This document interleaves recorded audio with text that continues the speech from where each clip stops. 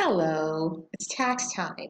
How do you make sure you don't owe at year end? It's not too early to start thinking about your 2020 tax return.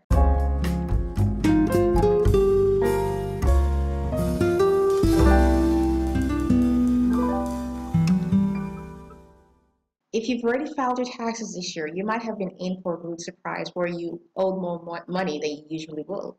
How can you avoid this so next time this does not happen to you? Because it's so much easier when you pay the money upfront than when you have to pay a lump sum of money at the end of the year. And plus, you don't have to pay those pesky, interest and being penalized for not making enough withholdings. So as a business owner, there are two ways that you withhold money. You either pay money to the government through payroll, which is payroll on the amount of money you pay yourself through W-2 wages. And then there are the profits you make from your business. And those profits, you have to pay estimated taxes on that. So in this series of video, how to avoid owing taxes at year end, we'll be talking about how to complete your W-4 correctly so you don't owe money at year end. And we'll also talk about how to pay the right amount of estimated taxes based on your income.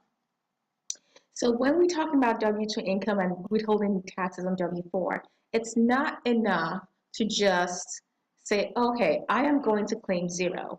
Because if your spouse's income or your second job or your profits put you on a higher tax bracket, you still would not withhold enough even after you have claimed zero. So claiming zero is just not enough if you're in a higher tax bracket when you consider your other income.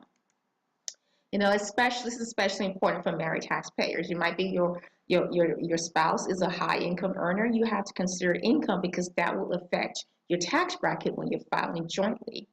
And so by making sure you're withholding money at the right tax bracket rate, that's a great way to ensure that year end you're not faced with a surprise of how much you owe. And in addition to withholding money on your wages that you pay, you also have to consider estimated taxes.